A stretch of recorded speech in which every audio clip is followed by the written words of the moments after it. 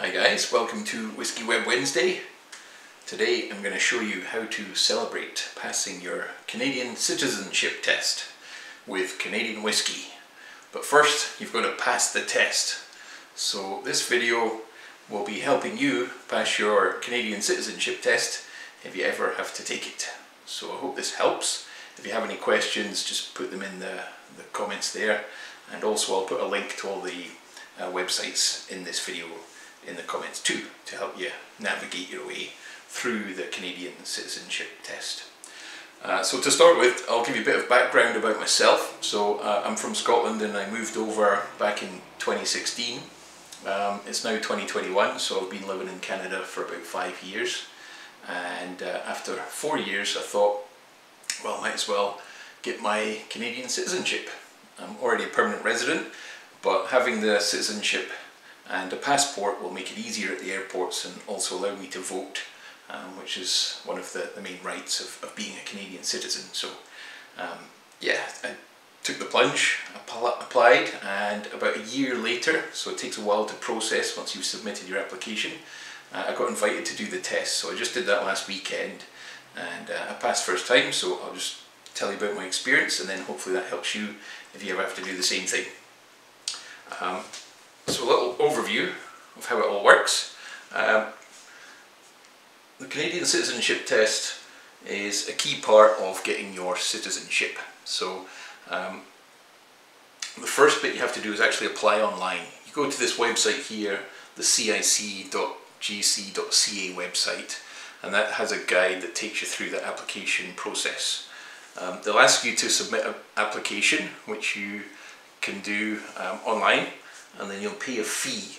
Mine was August 2020 and it was $630, but whenever you're watching this it might be a wee bit different. It tends to go up rather than down, but that's how much it cost. And once you've paid your fee, you're given your UCI and application number. Now these are important numbers for tracing your application, and if you ever want to check how it's progressing, you can do your application tracker online, and if you have these numbers you put them in and then you can see where you're at in terms of the process. So the UCI is your unique client identifier, and then your application number is a unique number given to every application. Once you've done that, you order your study book. Now the study book is free of charge. You just request it by post and they send it free, or you can actually download it online as well. So there's two ways to get it, and you can get it in French and English. So Canada is a bilingual country, you can do all of this stuff in French or English. Once you've got your study book, read it a couple of times and do some practice tests. So the online tests that I did was from CanadaTest.com, I think theCanadaTest.com. It's pretty good. There's 24 practice tests there, and they've got 20 questions each, and I did each of those twice, and once I was comfortable I was ready to take the test. When you're invited to do the test, you're given a 21-day window to take it, so you don't have to take it right away. You can practice a bit, and then when you feel ready, take your test. And it's quite an interesting process. I think the most difficult part was actually lining up my ID to the webcam and then lining up your face into the circle, trying to get all that bit right and get the lighting right. So make sure you're in a well lit room and make sure you're holding the card nice and steady so it's not all fuzzy, you know, it needs to be readable. And once you've done that, the test just comes alive. You're given 30 minutes. Now there's no time pressure in this test whatsoever. It took me about 3 or 4 minutes to complete the test. It's very, very quick. Just make sure you don't get up during the test because they're recording you on the webcam the whole time. Just stay still, focus on the questions, try and ignore everything else. But the questions tend to be quite straightforward. So it could be stuff, you know, about the provinces in Canada, or the history or the peoples of Canada, or maybe a little bit about the national anthem, anything like that. So there's a broad section, cross-section of questions that you can get, but if you fully take in all the stuff from the study guide, you'll be fine. I mean, most people pass this test. It used to be about a 4% failure rate. I think it's a bit higher now, maybe like 20 or 30% after the changes they made. But still, you know, 70–80% are going to pass first time on this test. So if you feel prepared, don't worry, you're going to be fine.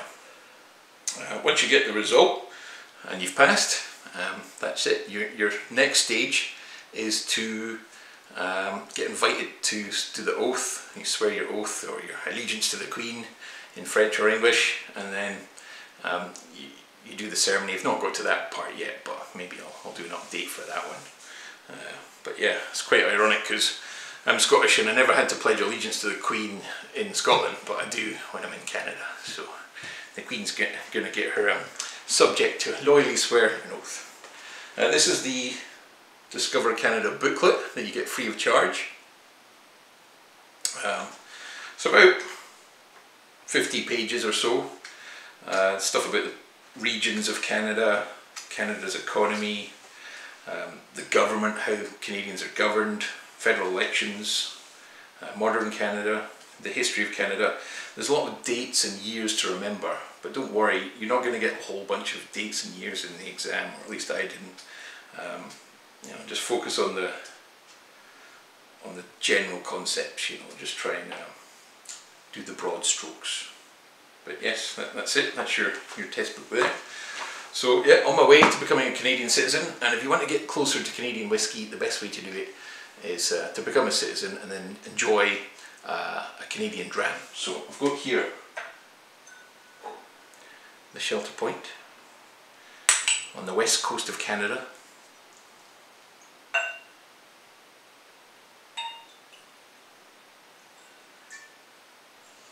This is Canadian whiskey, made the traditional Scottish way. So I couldn't think of any better way to celebrate passing my citizenship test. I really hope you do as well. So cheers to you.